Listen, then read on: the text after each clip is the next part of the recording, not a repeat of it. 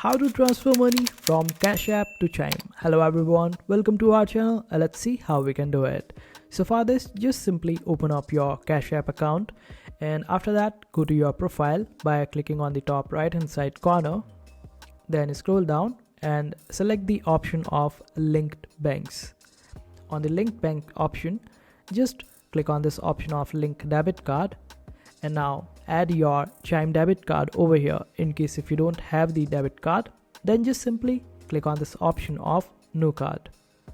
Now wait for it to load, then click on this option of continue and wait for it to load. Now you will be able to find the option of Chime over here. In case if you are not able to, then just simply search for Chime in the search option. Now after that, select Chime.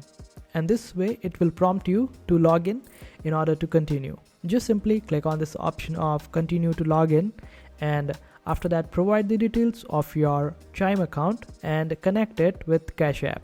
This way you would be able to cash out from Cash App and send it to Chime, and you would be able to transfer money from Cash App to Chime, and that's how you do it. I hope this video was helpful. Make sure to hit that like button and also subscribe to our channel for more helpful videos.